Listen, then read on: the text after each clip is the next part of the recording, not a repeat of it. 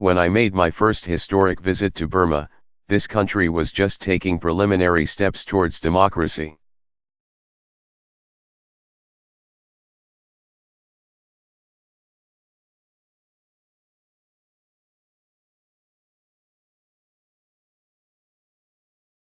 And in the past 2 years, important changes have been made. The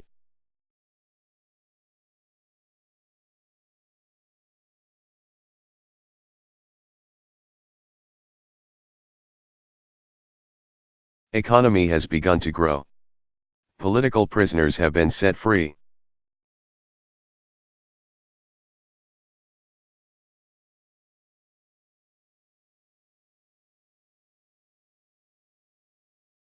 There are more newspapers and media outlets.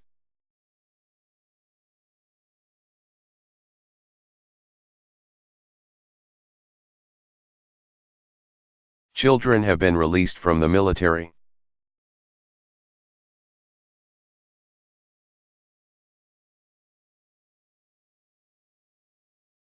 And these are all important changes that have opened up greater opportunity for the people of Burma.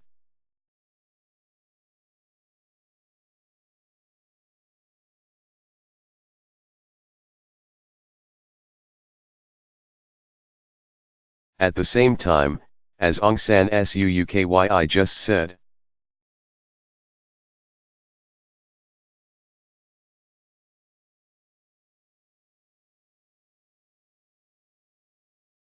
it's clear how much hard work remains to be done and that many difficult choices still lie ahead.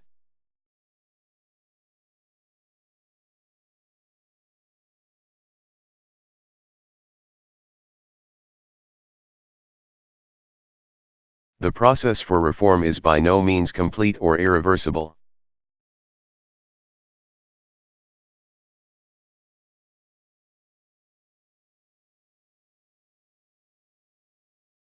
For many, progress has not come fast enough or spread far enough.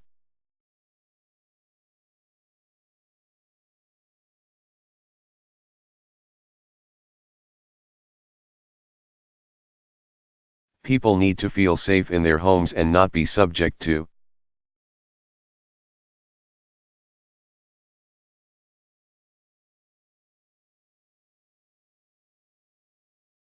arbitrary harassment by authorities or individuals acting with impunity.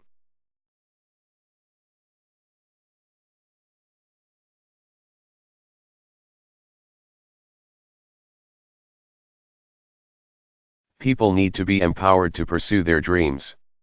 And as Burma approaches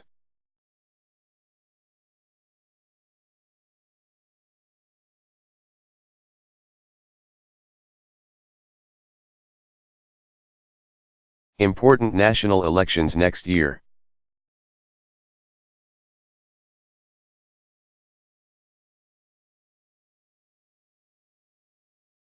it will be critical to ensure that all of Burma's people can participate in shaping the future of their country.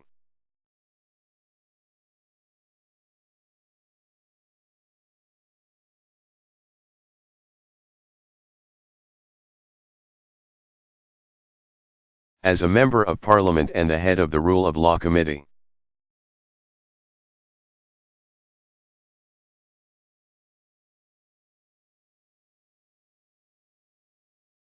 Aung San Suu Kyi is working hard to make government more transparent, more accountable, to protect the rights of all the Burmese people.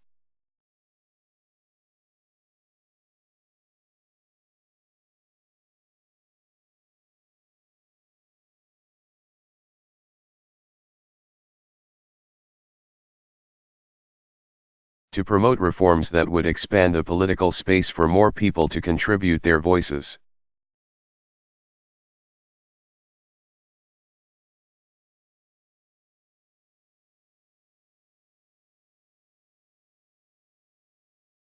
But implementing the major political and economic reforms that are necessary to keep Burma advancing.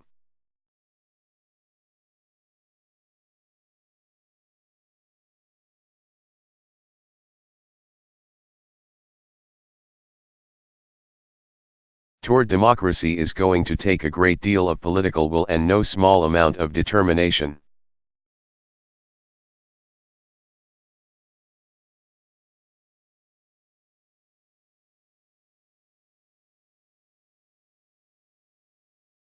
And we, as friends of the Burmese people, are clear-eyed about the scale of the challenges that remain.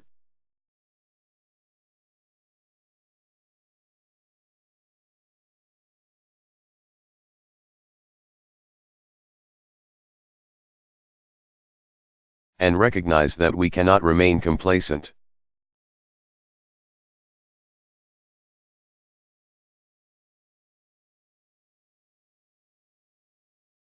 Today, Suu and I had a wide-ranging discussion about how the United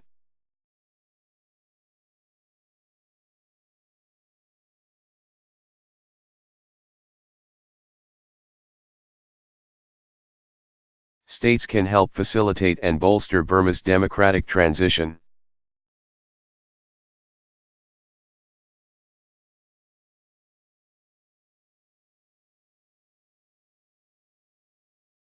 We talked about the need for stronger rule of law, for elections that are free, fair, and inclusive.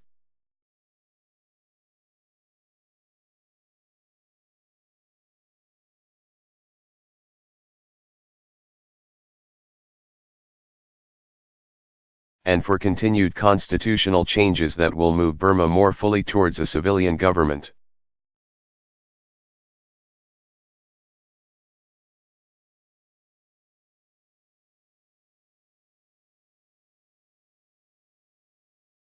We spoke about how we can work together to promote national reconciliation.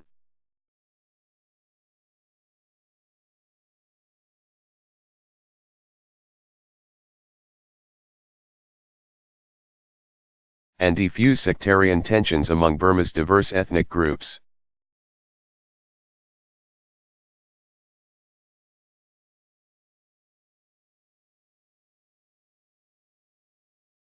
Specifically, I stress the need to find durable and effective solutions for the terrible.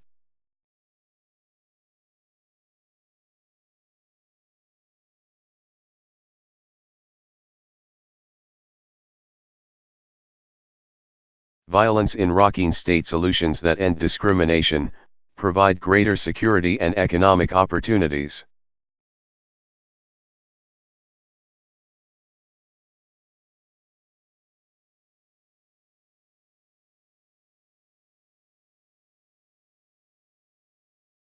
Protect all citizens, and promote greater tolerance and understanding.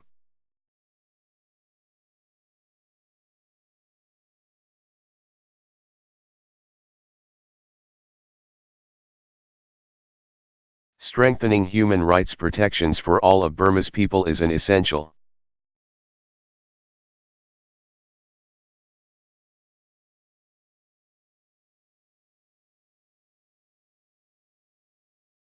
Step to realizing the vision we share for the future of this beautiful country.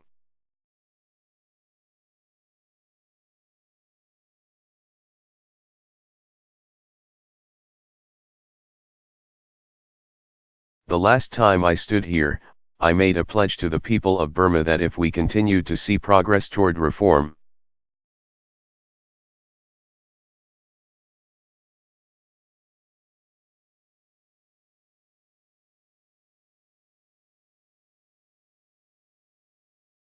the ties between our countries would grow stronger.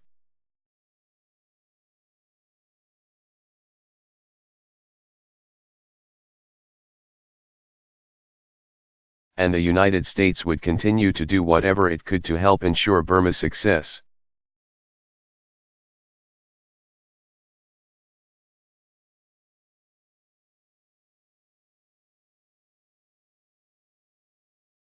Over the last 2 years, I think we've made good on that pledge.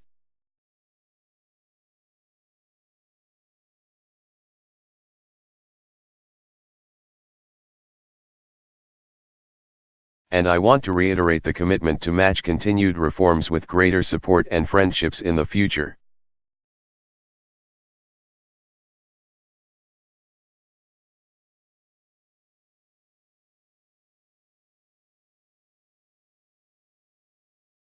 We're committed to working directly with the people of Burma, and not just the government.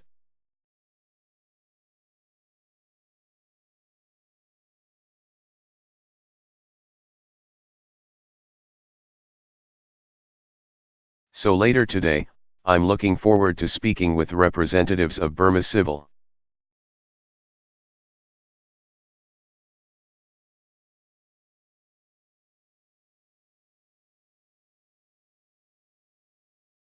Society groups and with young leaders from Burma and all across Southeast Asia who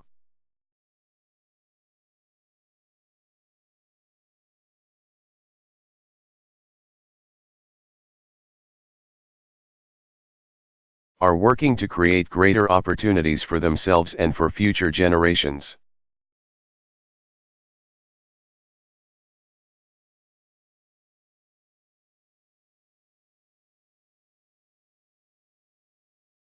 I think these new voices are going to be critical to making sure that reforms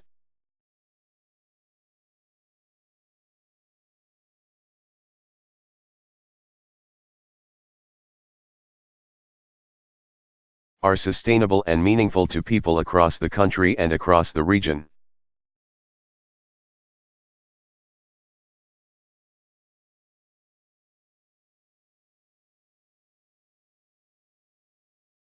So, Da Suu, thank you again for welcoming us here today.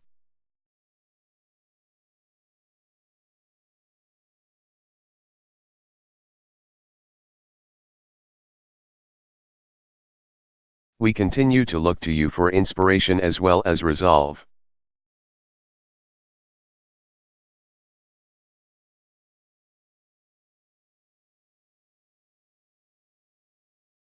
And I know that you will continue to be a fierce advocate on behalf of the people of Burma.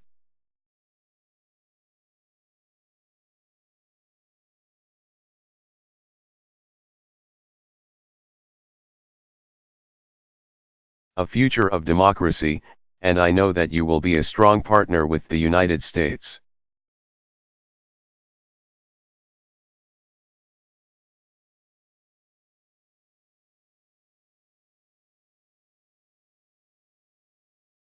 Thank you.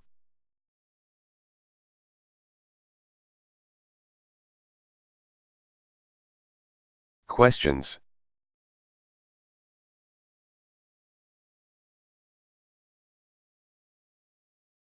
Daong San Suukyi, who's speaking?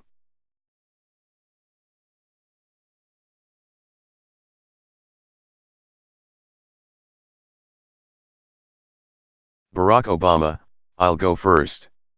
Christy Parsons.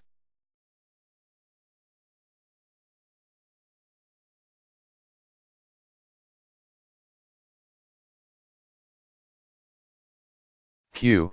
You have been traveling in countries with long histories of repressing freedom of expression and censorship.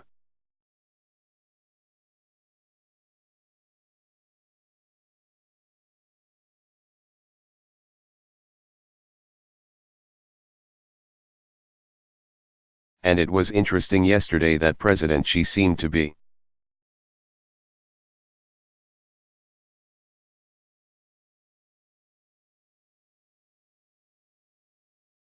saying that reporters who have problems have themselves to blame.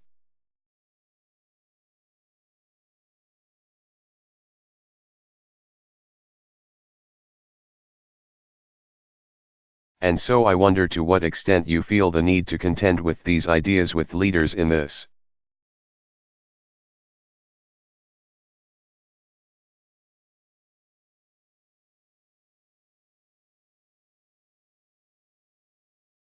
region as you travel. And what do you say to them? And by way of example,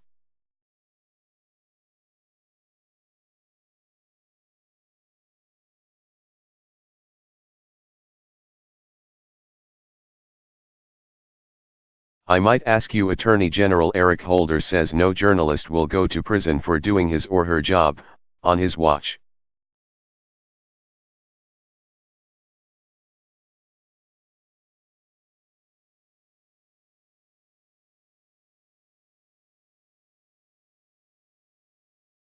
And so I ask about the case of James Risen.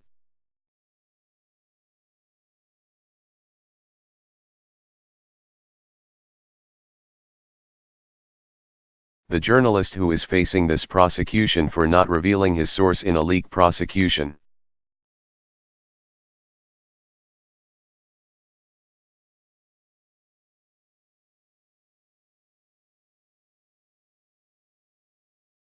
I wonder if that's are you speaking specifically about this case, and is that your position as well?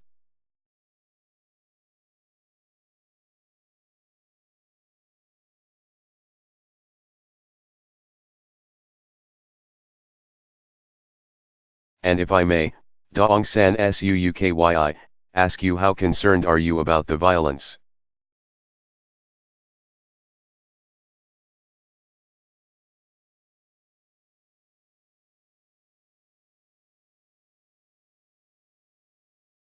Against ethnic minorities in your country, and specifically the Rohingya people?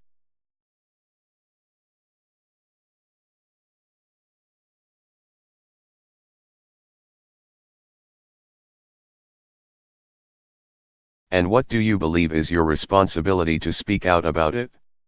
Thank you very much.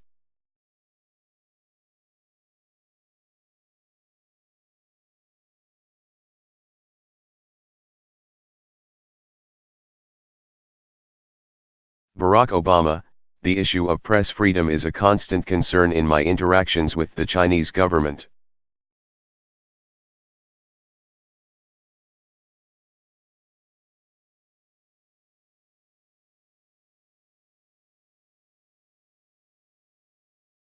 It's an issue that I've raised with the president here in Burma.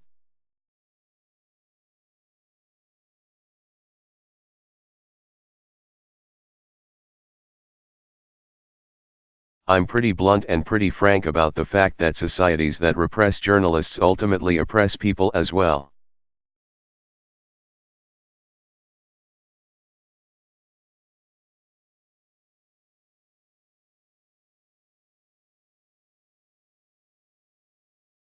And that if you want a society that is free and vibrant and successful,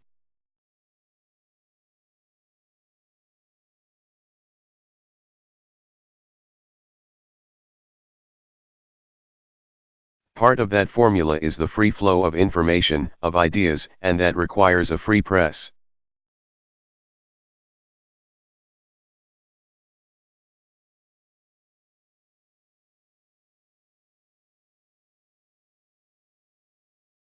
That is part of our tradition.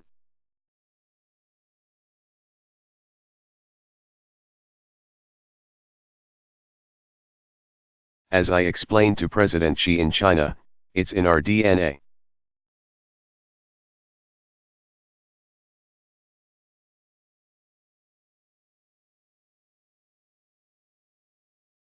We believe in the primacy individuals being able to pursue their dreams, endowed with certain inalienable rights.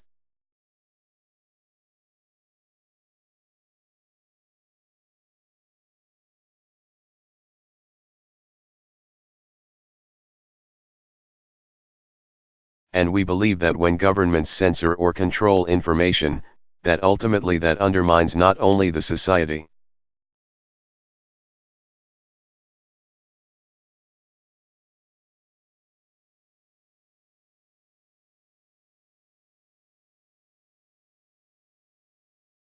but it leads to eventual encroachments on individual rights as well.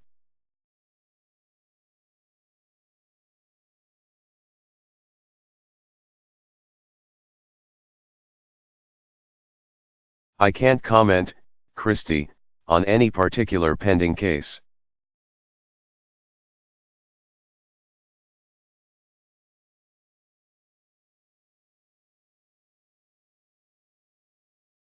As you know, that's sort of an ironclad rule or any particular prosecution.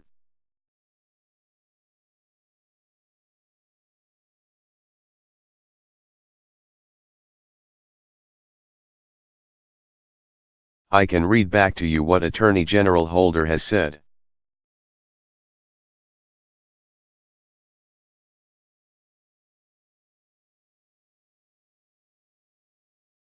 Which is no journalist is going to go to jail for doing their job.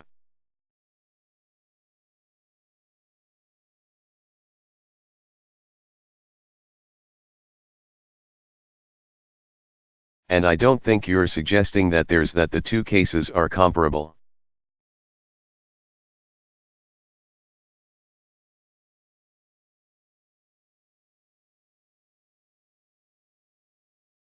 But I recognize that in our own society we have to constantly balance the need for certain.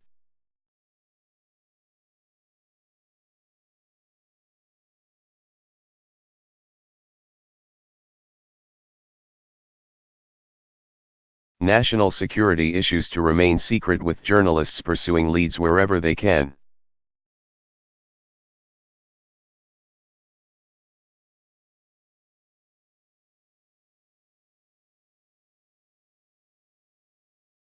And the good news is that we've got courts and we've got a First Amendment.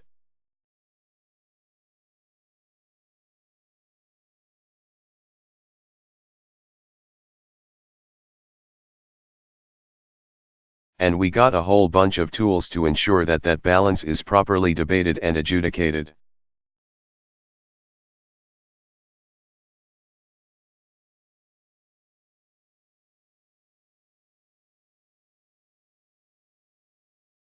But I think that when I am traveling, it is important as the President of the United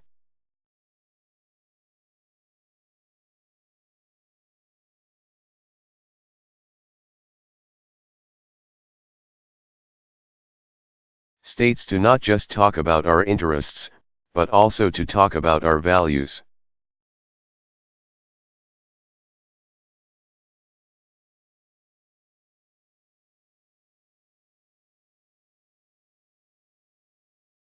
Sometimes it has an impact, sometimes it doesn't.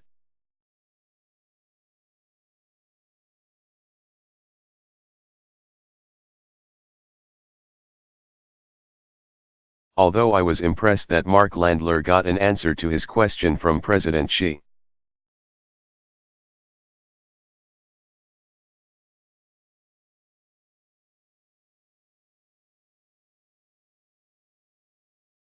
It might not have been the one he was expecting, but he did end up taking the question.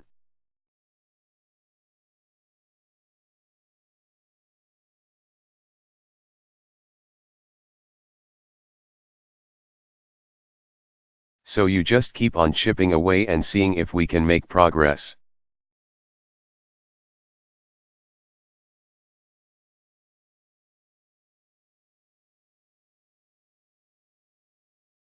Q. Off mic inaudible.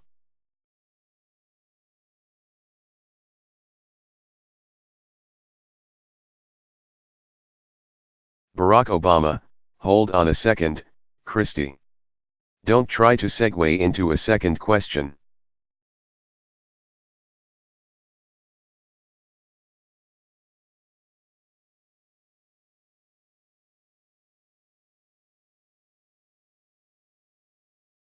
Daong San Suukyi, I think I better take over because I've got to have my time as well.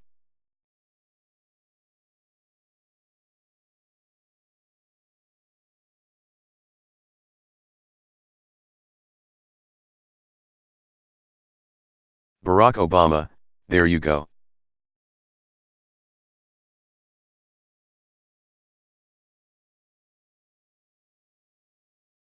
Daong San Suukyi, the National League for Democracy always has been against violence of any kind.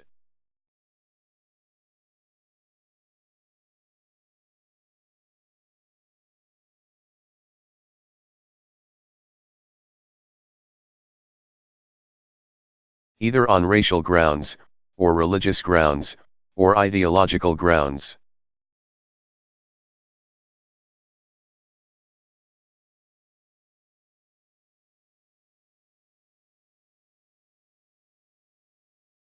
We do not believe that violence really resolves anything at all.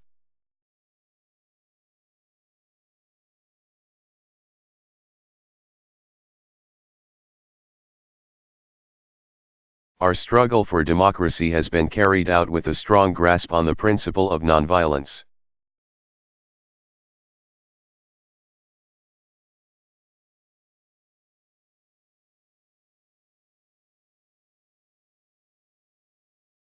And also, we believe in the rule of law.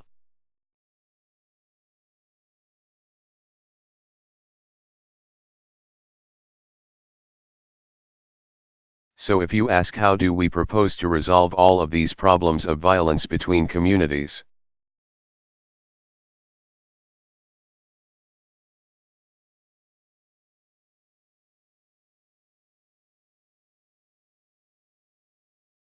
Between different ethnic groups, we've got to start with rule of law.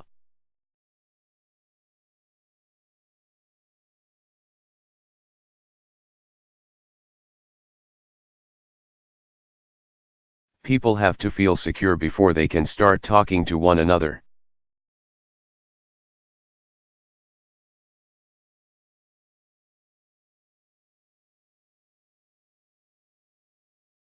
We cannot achieve harmony without security.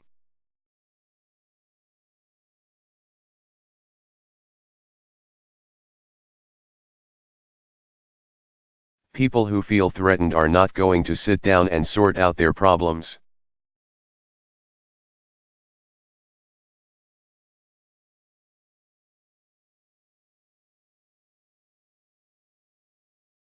So I would like to recommend, as the chair of the Rule of Law and Tranquility Committee,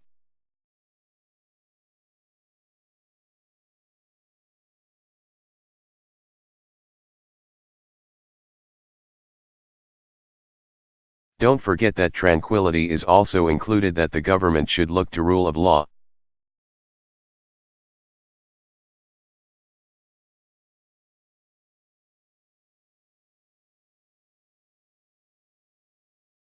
It is the duty of the government to make all our people feel secure.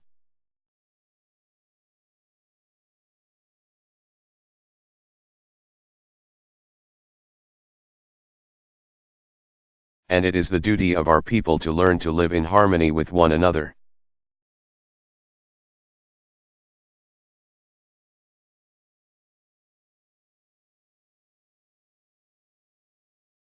If we want democracy, we have to be prepared to live by the principles of democracy.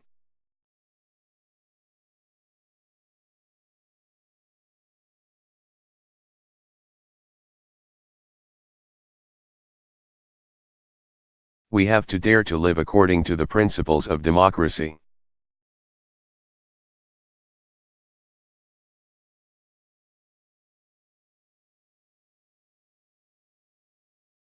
I think we'll get there, but it will take us some time.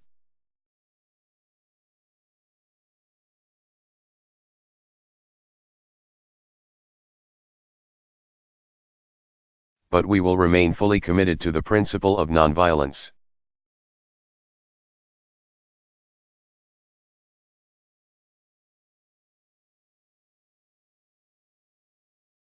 Q.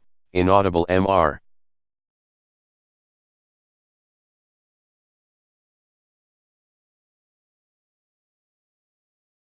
President, I'd like to know about the Myanmar reforms. You've been talking with the President and Parliament speakers.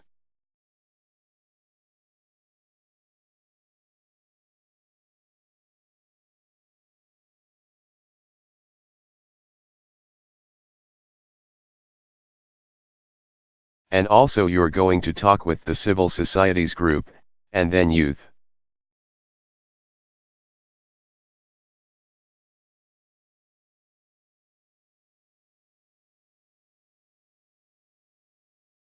So my direct question to you is that, have you got any specific agreement with the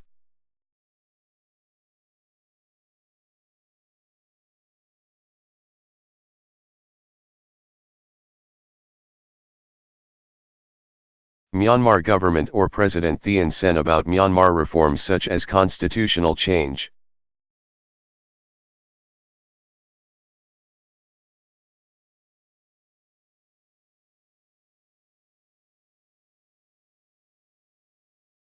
And peace negotiation, peace process, and also 2015 general election?